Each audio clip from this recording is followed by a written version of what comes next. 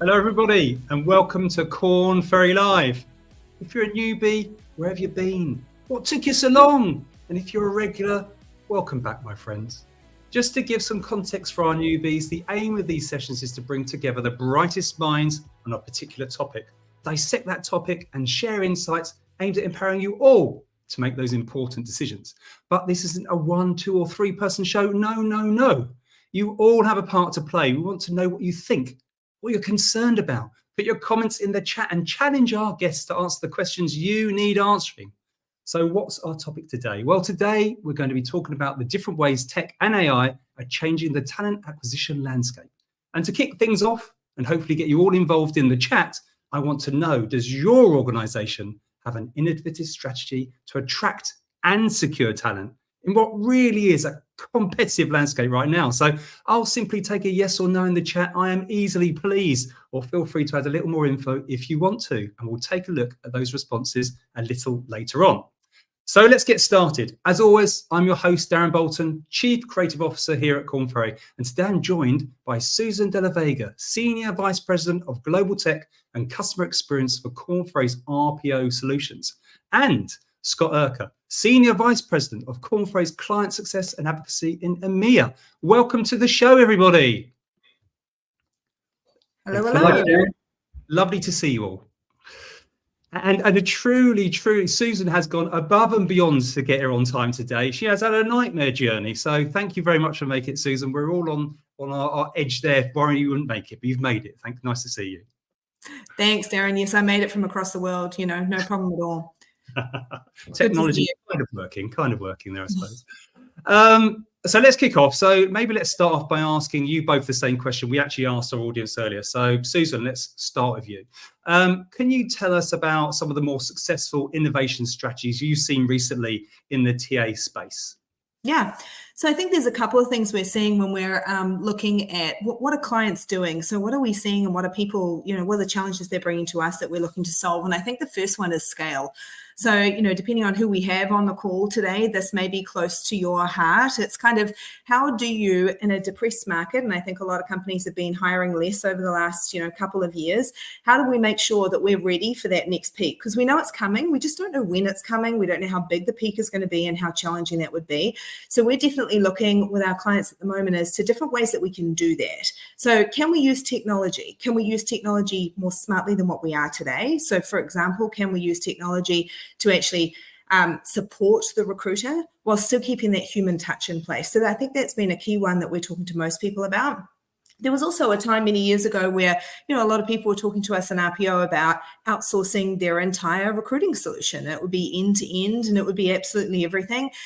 Today, what we're finding is we're getting more innovative with the way that we're operating. So we have a client right now where we do portions of their process, right? So how do we bring in, support, whether it be technology, whether it be AI, and whether it be, people from an outsourced solution to actually support that growth and that scale and that flex that nobody knows when it's coming, but we all know that it's coming. It's a little bit scary, I think, for all of us.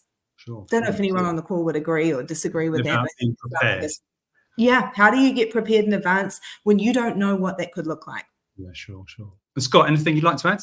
Yeah, for me, it's analytics. We now have the capability to get data across the entire recruitment lifecycle and beyond. And the types of conversations we're having with clients are about ROI. They're about engagement, data to support candidate experience, and to improve operational processes. So we're getting better at using data from our experiences to improve process in service of candidates and certainly the overall recruitment process, to include, and I'll talk about a little bit about this, onboarding, which is critical because you spend all this time trying to hire somebody, you get them on board, and you need to get them off to a fast start. So, and I'm a bit of a geek about numbers, so that's where my head goes. Oh, we always love a geek here. We always love it. We embrace the geek in you. Streamlining TA process is an area people are always looking to improve on. So, how can AI and technology and data really help with that? And maybe Scott, the geek in you can come out and tell us a bit more about that one. Yeah, sure. So, I've been around long enough, fortunately or unfortunately, in this business to have seen a lot of disruption and things that are new, AI is a true disruptor. And it's impacting everything from how we put together job descriptions and success profiles to how we match candidates to jobs. So we've been doing that for quite some time. I think we're getting better at it, right through to interviewing and to assessment. And even starting to take data, which we used to just throw into a filing cabinet, and utilize it to support new hires in onboarding. And of course, candidates are using the tools as well. So we've always been concerned about faking and cheating, and there are tools to do that once the internet came about. Well, AI gives people an opportunity to do that even more. And so we're watching that. And of course, it's a bit of an arms race, because as candidates use AI, companies are starting to use AI to call out the candidates who might not be presenting actually who they are in hiring processes. So it's quite an exciting time, and just loads of disruption happening. And does it feel like people have, there's this fear factor of AI, and now suddenly are we definitely moved into the opportunity and the positivity of what it can give, as opposed to, or is there still a little bit of fear factor as well? Is the balance there yet? Has it shifted? Well, briefly, the fear factor was that AI was going to replace people's jobs, and also fear about fairness, security of data. And in fact, what we're seeing, while fairness and security of data are real issues, AI is not replacing anyone's job. It's a tool that's being used to augment processes that were already there. So I think the fear is starting to come down as people are starting to see the possibilities. Yeah. If I could just piggyback off the back of that one, I think what we're seeing is candidates are definitely using AI. So we know they are. I had an interesting anecdote of where a hiring manager was actually going ahead and interviewing a series of candidates, and started to notice they were all giving the exact same answers. And actually they were using AI. And so they were using AI in the background to get the questions, to get the answers to the questions.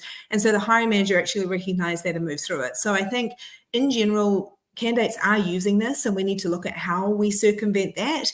However, secondly, I would say we're seeing a lot of legal teams within organizations be really concerned about AI.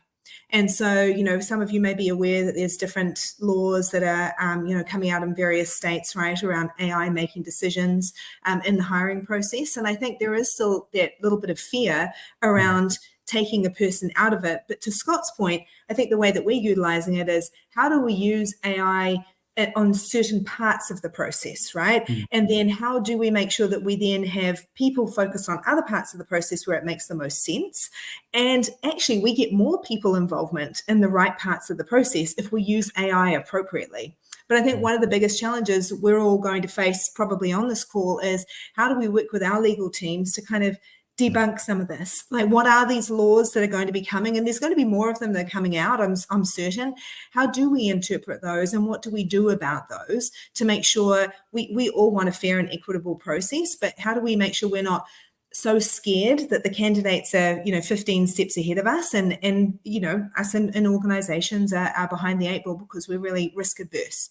Yeah, sure. Just a quick shout out to our audience. Please get your questions in. This time goes really fast, and often what we get is a load of questions come in after we've finished. But we do have a question here. It says, interest in how AI is being used for hiring and recruiting in compliance with the laws in the US that have already been passed. I don't know if anyone wants to have a look at that one. You kind of touched on it a little bit. Is that anything for anyone? So sadly, I feel like I know quite a bit about this one. Although I will say now I'm not a lawyer and cannot give any legal advice, so please take this for what it is. I would say right now, we do have laws in place in various states, right? And we have laws that are coming out in 2026 in places like Colorado. And I think it's the law at the moment seems open for reasonable interpretation, right? But I think overall, what the goal is to make sure that we are not having an AI tool or a person, a non-person, I don't know what you call that, but a non-person, actually making a hiring decision. So I think we've got to separate two things, right? Automation and using AI maybe to find individuals based on their profile that's online is not making a hiring decision, So I think we've just got to make sure that when we're talking to our legal teams and we're working through this, that we're really clear about what AI is actually doing within each of these processes. What is automation versus what is AI? because those two, I think, people get scared, right? And they lump the two of them together and say, oh, we can't do anything. Hey, we've been doing a lot of these things for many, many years, right? We've been using search tools like LinkedIn to find individuals online for many, many years. AI is essentially running an algorithm and learning from that and finding individuals for us. But that doesn't mean we're automatically hiring them. So I do think, right now there's a lot of, it's complicated. Different organizations have different positions on it. But I think we have to separate those two things, automation and AI really not being used to make a decision on a hiring, which I don't think many organizations are doing or anyone is doing right now. Sure. Yeah, and to build on that, it's not much different than what we went through maybe in the 2000s when there was a lot of scrutiny in online testing. We were able to, with the internet, give unproctored tests, and therefore, regulatory agencies wanted to make sure there was a job analysis in place, and I'll focus on assessments and interviewing. Job analysis, validity study, documentation, and consideration of alternative methods that maybe wouldn't cause as much adverse impact. So what we're doing is basically layering on some more regulation. You have to have a third party review your processes. You have to make sure your data is safe and secure. I live in London, especially from a European standpoint. So I think there'll be more guidance coming. Is in early days, as in most things, state by state, it's a bit different, which gets tough for organizations that hire across the US or globally to then tick all the boxes to make sure they're secure. So it's a bit of a risk reward posture that companies are taking right now. Sure. You touched on this a little bit earlier about candidates and how they're embracing tech and strategies, and maybe not just for searching for a job, but also for applying and interviewing. Can you go a little bit deeper into that? Is there anything more you can tell us on that? Susan, maybe you want to kick that off? Yeah, I think we're absolutely seeing, and I think there's there's a population, and for those of you, who have maybe college age kids, I have one, they use ChatGPT for everything. They will type in questions that you go, I would never have even thought of using ChatGPT for that. And that, it's devising answers for them. So I think the reality is that candidates are embracing this way faster than organizations are, especially candidates in the younger generation, right? So when we're looking at increasing numbers of graduate hires and things like that, there's absolutely going to be more and more use of AI. We're definitely seeing at high level in job descriptions are being written by AI. Again, I would caution you, people go, oh, we can't have a job description, we can't have a CV written by CV or resume, depending on what part of the world you're in, by the way, but we can't have that written by a bot. Actually, we've been using people to write other people's CVs and resumes for years and years. So, how is this different, right? It's the reality of life. So we see candidates using it certainly to prepare for interviews. Unfortunately, we've seen some candidates using it during interviews, which we probably wouldn't recommend, right? But this is where, as Scott said, it's making sure that the entire assessment process is robust rather than it just being, hinging on one part of the process. And then we're absolutely seeing them using it for completing forms. You name it, candidates are already doing it. Yeah, cool. And I suppose that kind of brings us, and maybe Scott, you can take this one on. So given that candidates are already shifting how they search for jobs, how should TA teams adapt? Should they change how they assess job seekers off the back of that? I think fundamentally, no. Fundamentally, we do screening, make sure we've got a good match to the candidate. We do interviewing. Technical skills interviewing is becoming more and more important as organizations are driving towards understanding the skills that people are bringing into their organization, those that match the job description and those that don't, because we're also trying to hire for potential to move into different jobs. With assessments, there is a play, a movement to try to take assessments out, and maybe we're going to get there. Imagine a day when candidates don't have to be bothered answering silly questions like industrial organizational psychologists like I write. We can scrape social media. Maybe they give us some work samples, do an interview and maybe a business case, but away they go. But until that day, the main pieces are going to be there, and they lead to what we're all after in the talent acquisition professional, hiring people that fit the job, hit the ground running from day one, and are going to be engaged with the culture and stay for the longer term. So, to me, AI is doing two things in talent acquisition, and they're primarily administrative and efficiency driven. But it's not replacing the whole process either for the candidate. It's augmenting, and same thing on the company side. It's augmenting what we were already doing quite well, but doing it more efficiently. And on the horizon are some ways that we might leverage AI to take pieces out of the process, make it faster, more friendly for candidates and for the employers as well. Yeah, sure. Susan, do you want to add anything to that, or? Yeah, I would say if you have an already robust recruiting process, then I would not be scared of AI and candidates using AI. And I think it's the way of the future. It's going to happen, right? So I think don't be scared of it, but do make sure that you have a robust, well-rounded recruiting process, as you always should do, that looks at multiple different components of an individual rather than relying on, one interview. And it's different depending on the different levels of the role, right? And the different levels of risk that you take from that. So I would say as long as you have a robust TA experience, you will be fine. What I do think people should be really focused on from a TA perspective is how do we make it as easy as humanly possible for a candidate to apply? We're all working in ATSs right now. We know they're clunky. We know the screening questions and the way that is done is not always great. So I think what we're certainly more focused on is how do we make that candidate experience to application as easy as possible, so we increase the number of applications and therefore you increase the candidate pool that you have available for your hiring managers and so on. So I would say if you're focusing on one thing, that's where I would be focused. Yeah. Clearly AI is top of our minds because 90% of the questions in the chat are about AI. So we have got another question for us, so let's have a look. We get it on the screen. How does AI CV filtration impact candidates who are qualified for a job? Anyone fancy taking that one? Well, I can take the first stab at it. I think it's driving two things. One is potentially accuracy, assuming we've trained the machine properly. And secondly, we're able to consider more data. And so we've had candidate matching and filtration for a long time. ATSs could do it. First versions were about resume matching, and they would match keywords, as people know, in a resume to keywords in a job description. So that let the cattle out the barn in terms of marching down this path. Where we are now is we've just can consider so much more data. Now, the problem has been that the consideration of the data, the AI doesn't know the difference between good data and bad data.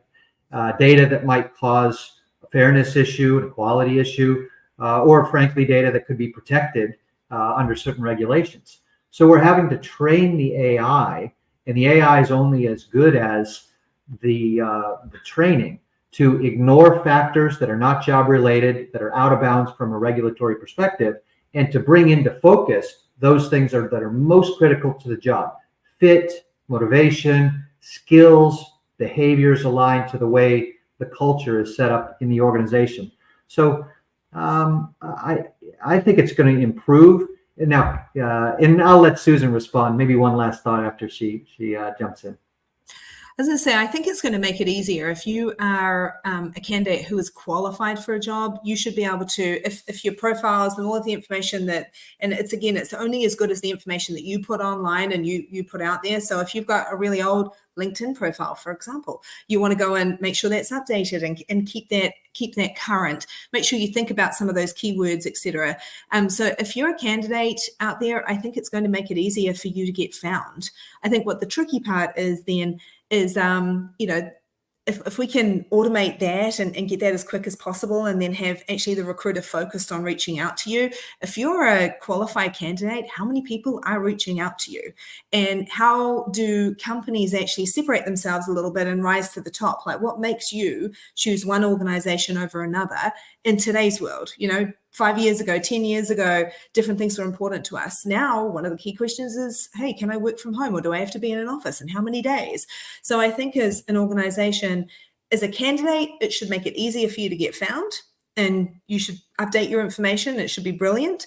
On the flip side, if you're an organization, how do you stand out in today's world, and what's important to today's candidates to make sure that you actually get that conversion rate? And how do I'm big on the whole human touch thing, right? So make sure that we have automation and AI in place to streamline some of those processes that are hugely, administrative and take up a lot of time, or recruiters just don't always do very well, to make sure that we have the recruiters' time focused on those candidates and getting them for you. So that would be my comment on it. AI basically isn't the answer, is it? AI is not the answer. It's the supporting tool that makes it easier, faster, better, smarter, that sort of thing. Yeah, there's definitely people in behind it. Yeah. No worries, Darren. I was just going to throw in, and there's been confusion, and I think there still is. What is my online profile? It's out of my control. I've got apps. I download things. I comment on things. And what's inbounds for recruitment for companies to look at, and what's not, and what do I want to control as a candidate, what I share and what I don't. So AI needs to get better at looking at the signal, information that helps make a decision versus noise, distraction. And I think candidates have to think about, well, what is my online profile, and probably manage that a bit better in the future. Sure. I think there might be another question, possibly. I thought I saw a little message pop up. There could be a question. If not, I'll give it a few seconds to come up, or not. Oh, there it is. Elizabeth. Right. So being that job descriptions are being written by AI, what percentage of the required qualifications should we aim for? I won't have 100% of the qualifications, it seems. Anyone want that? I love this question. And this has been one that I've worked on for 30 years in terms of, what if somebody's not qualified? And what percentage qualification is okay? And of course, every time you make a hiring decision, you kind of go through that challenge, especially when there's not enough candidates applying to the job. And you're in front of a hiring manager who's saying, I don't want to hire this person. Yet you as the recruiter know, we've had this ad out there for 6 months. We've screened out everyone. There's no one that fits. So the advice I always gave was about, look at things that are trainable or not trainable. And where can you make exceptions because you've got a team around the person. It's oftentimes that we write job descriptions and we're looking for purple squirrels. There's no one that can fill the job the way it's written. So what are the mission critical qualities? What are the nice to haves? And of the mission critical, what are the aspects of those that are trainable and what are not? And what you want to do, of course, is not sacrifice for the things that are less trainable. But Susan, you must encounter this one quite a bit with your clients. For sure. And I think one of the key things is to Scott's point, nobody has everything. So, it's about us coaching. And this is where I like to use AI to automate some of the simple stuff so that we can have recruiters spending more time coaching and bringing information on the market to the hiring managers so that everybody's making a better decision in terms of what's available within the market, within your price range, and that can come into the office 5 days a week and all the other criteria that you have, right? I'm a big fan of stack ranking personally, and I think as we kind of work through this, you may have some people that have more rather than less. And then I think it's really if you had candidates with more experience, why would you look at the ones with less experience? I suppose would be my question, unless you've got it wrong. I always think there's a place for a person. So somebody else can write a job description. As a human being, you want to look at it, you want to sense check it, you want to layer in, information and data about the market and the specific location and what you know of the hiring manager. Like, this is the thing, we can get this automation done, but there's got to be a brain on top of it. Sure. Lovely. Great. Thanks for that question, Elizabeth. That's lovely. So as usual, we're sort of nearly running out of time, and I want to give you both some time for the last thought. So before we do say goodbye, final words of wisdom. What do you want to share? Anything our audience can take away and maybe action immediately? Anyone want to go first? Over to you two. I can if you want, Scott. Yeah, go for it. I would say my final thought is AI is absolutely a buzzword and on all of our minds right now. What I would say is when somebody's talking to you about a tool, whether it be something that you're looking at purchasing or whether that you have a partnership that you're looking at evolving, is finding out what component of that tool actually has AI. Because I think we're all kind of using it right now. Hey, AI, it's in everything. Actually, often there's a process, and this small section actually is using AI and the rest of it is not.